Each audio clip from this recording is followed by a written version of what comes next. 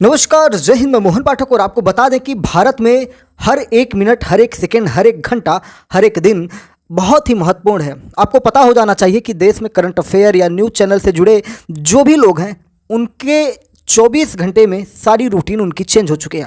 कब सोना है, कब खाना है, कब पीना है, कब जागना है, कोई पता नहीं, क्योंकि उनको पता है कि भारत सरकार या भारत आर्मी कभी भी पाकिस्तान में अटैक कर सकती है और कभी भी उन्हें देश के लिए, दुनिया के लिए न्यूज़ कवर करना होगा। साथ ही साथ करंट अफेयर्स चैनल्स को भी बड़ी जिम्मेदारी के रूप में यहाँ पे देखा जा रहा है। आपको बता दें कि इसी बीच प्रधानमंत्री नरेंद्र मोदी की फिर से एक बैठक निकल के सामने आई है।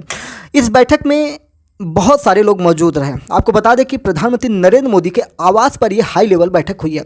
घंटे भर तक चली ये बैठक, जिसमें विदेश मंत्री एस जयशंकर, राष्ट्रीय सुरक्षा सलाहकार अजीत डोभाल, सेना प्रमुख उपेंद्र द्विवेदी भी मौजूद रहे। आपको बता दें कि प्रधानमंत्री के घर पर 2 दिन में ये दूसरी बैठक है। आप मान सकते हैं कि कितनी महत्वपूर्ण बैठक रही होगी। शायद आज रात में ही कुछ कारनामा हो जाए। वैसे आपको पता ही है कि जब भी युद्ध होते हैं तो रात में हमले आसानी से किए जाते हैं, क्योंकि रात में हमला करना आसान होता है, दिन में हमला करना सामने वाला शत्रु जो होता है तैयार होता है। खैर, कूटनीति से काम करना होगा। धर्म युद्ध तो बहुत हो चुका, अब राज युद्ध किया जाएगा। धर्म युद्ध छोड़िए, बहुत हो गया धर्म युद्ध, क्योंकि जब बिना बताए, बिना बोले तुम युद्ध करने आ सकते हो, तो अब भारत भी बिना बताए, बिना कहे घुस सकता है। वैसे भारत ने पहले ही बता दिया है कि हम हमला करने वाले हैं, तो उधर से तैयार होंगे। और उनकी सेना में विद्रोह भी हो रहा है, जिसके वीडियोज हमने शॉर्ट सेक्शन में लगाया है कि किस प्रकार से उन्हीं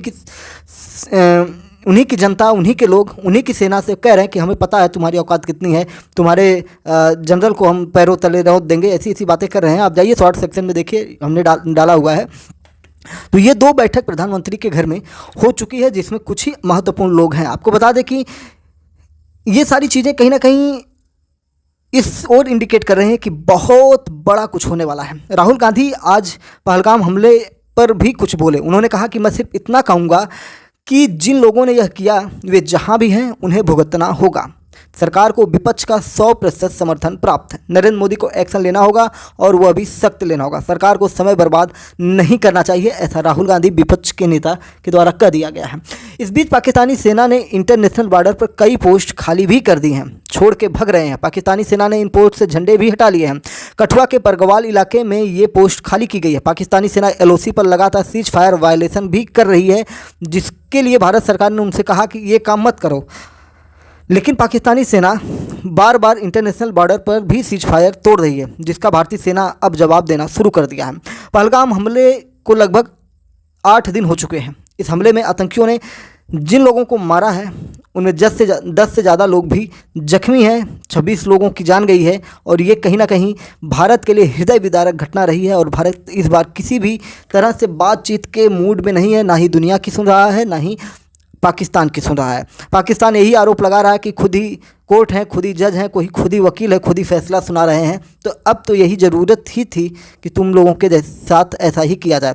आपको बता दें कि भारत और पाकिस्तान के मिलिट्री ऑपरेशन के महानिदेशक ने हॉटलाइन पर बातचीत की और पाकिस्तान द्वारा बिना उकसावे के संघर्ष विराम उल्लंघन पर चर्चा की। भारत ने नियंत्रण रेखा पर पाकिस्तानी सेना द्वारा बिना उकसावे के किए जा रहे संघर्ष विराम उल्लंघन के खिलाफ पाकिस्तान को चेतावनी दी। केंद्र सरकार ने राष्ट्रीय सुरक्षा सलाहकार बोर्ड का नए सिरे से गठन किया है। पूर्व रॉ चीफ आलोक जोशी को इसका चेयरमैन बनाया गया। अभी मैं आलोक जोशी जी के ऊपर एक डिटेल वीडियो लेके आऊँगा इसी वीडियो के बाद, तो बने रहिएगा MPS हिंदी के साथ। चैनल बनाए तो चैनल को सब्सक्राइब जरूर करिएगा डेली करंट अफेयर्स और न्यूज़ एनालिसिस के लिए, और भारत पाक युद्ध के लिए तो स्पेशली आप जुड़ जाइए, क्योंकि पल पल की जानकारी आपको मिलने वाली है। प्रधानमंत्री आवास पर सुरक्षा मामलों की कैबिनेट जो कमेटी होती है CCS की बैठक हुई। CCS की यह दूसरी मीटिंग है और पहली मीटिंग पहलगाम अटैक के अगले दिन 23 अप्रैल को हुई थी।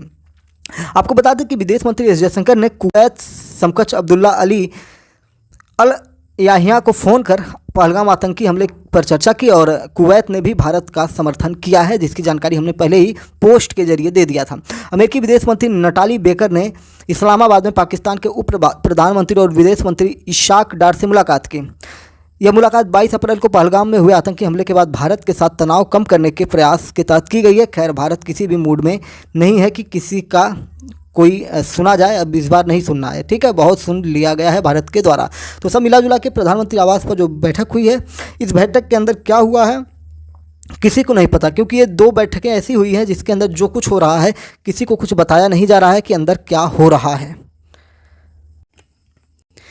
इन्हीं सब के बीच एक बड़ी अपडेट जो भारत में निकल के आई, देश में जातियों की स्थिति पर जो भारत सरकार ने कहा कि हम जातिगत जनगणना करवाएंगे, तो एक बड़ी पहल मानी जा रही है देश में। और ऐसा मालूम हो रहा है कि देश के जो विपक्षी दल चाहते थे वो भारत सरकार करने को तैयार हो गई। खैर, कई सारी मीडिया बाइट्स में विपक्षी दलों के बड़े नेताओं का ये निकल के आ रहा है कि सरकार झुक गई है, या जो भी है, सरकार जब भी विपक्ष द्वारा उठाए गए किसी मुद्दे को फैसले को मान लेती है तो उसमें यही होता है कि सरकार झुक गई है। आपको बता दें कि जनगणना एक्ट 1948 में SC/ST की गणना का प्रावधान किया गया था, तो इसके बारे में हमने डिटेल वीडियो कर दिया है। और जातिगत जनगणना अंग्रेज द्वारा करवाई गई थी, अंग्रेजों द्वारा। सबसे पहले आपको बता दें कि 1981 में हुई थी, जिसकी हमने डिटेलिंग एक सेपरेट वीडियो में किया हुआ है। इसी के चैनल पर जाएंगे तो आपको ये डिटेल वीडियो मिल जाएगा। इसी के साथ एक और महत्वपूर्ण आपको बात बता दें कि जब हमला हुआ था तो उसमें कानपुर की एक ब्राह्मण परिवार से शुभम द्विवेदी की हत्या की गई थी। तो जब अखिलेश यादव उत्तर प्रदेश के समाजवादी पार्टी के अध्यक्ष हैं, मुखिया हैं, उनसे मीडिया ने पूछा कि क्या आप उनके घर जाएंगे, तो उन्होंने कहा था कि उस परिवार से मेरा कुछ लेना देना नहीं है, हाँ मेरे लोग जाएंगे, यानी कि समाजवादी पार्टी का कोई एक प्रतिनिधिमंडल वहाँ पे चला जाएगा। मतलब जैसे ऐरू गैरू नत्थू खैरू जैसी बात करते हैं। अगर वही कोई मुसलमान मरा होता तो अखिलेश यादव चीख चीख कर सीना फाड़ कर वहीं पे लुढ़क के पड़े रहते। एकदम मतलब नीचता की पॉलिटिक्स की जा रही है अखिलेश यादव जी के द्वारा। और ब्राह्मण परिवार का होने के नाते उस पीड़ित परिवार के घर वो नहीं गई।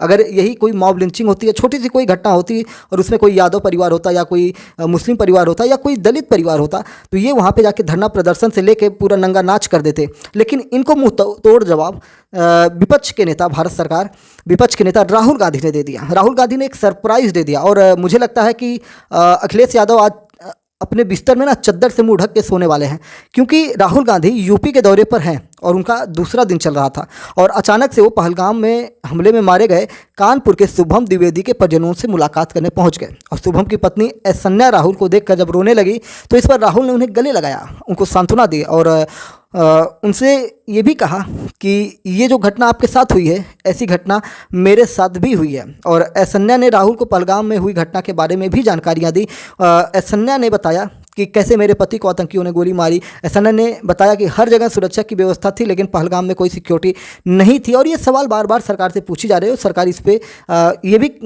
क्लियर कर चुकी है कि हाँ, यहाँ पे सिक्योरिटी चूक हुई है। खैर, अभी मामला कुछ दूसरा चल रहा है कि भारत सरकार और पाकिस्तान के बीच जो कंट्रोवर्सी है उसको देखा जाए और बाद में NIA की जो रिपोर्ट आएगी वो तो पता ही चलेगा। लेकिन सरकार के ऊपर कहीं ना कहीं ये काला निशान लग चुका है कि वहाँ पे सिक्योरिटी क्यों नहीं थी। अब सरकार को इसको तो हमेशा ही इससे सवाल के रूप में पूछा जाएगा और सरकार को जवाब देना पड़ेगा, इसमें कोई दो राय नहीं। ऐश्वर्या ने राहुल गांधी को बताया कि 22 अप्रैल को दोपहर 2:30 बजे वो लोग लंच कर रहे थे, तभी नॉर्मल कपड़ों में एक आतंकी आया। उनसे पूछा कि हिंदू हो या मुसलमान। हिंदू कहते ही 5 सेकंड में उनके पति को गोली मार दी जाती है। राहुल गांधी पूछते हैं कि यह सब कितनी देर तक चला। इस पर ऐश्वर्या ने कहा कि करीब 40-45 मिनट तक आतंकियों ने खून खराबा किया। वे आराम से लोगों से नाम पूछ कर उन्हें मार रहे थे। उन्हें यह टारगेट दिया गया था कि पत्नी के सामने पति की हत्या करनी है। वे महिलाओं से कहते थे कि जाकर अपनी सरकार को बताओ, मैं तुम्हारे पति को मार रहा हूं, तुम्हें नहीं मारूंगा। ऐसी बातें राहुल गांधी को उन्होंने बताया, मीडिया में ये चीज़ें छपी हैं। राहुल गांधी ने फिर पूछा कि जो लोग घायल थे वे नीचे कैसे पहुंचे। ऐश्वर्या ने जवाब दिया कि मुझे मेरी बहन घसीट कर नीचे ले आई, आतंकियों ने महिलाओं को छुआ तक नहीं, यानी कि महिलाओं को नहीं मारा गया है, उनको सिर्फ विधवा बना के छोड़ दिया गया है।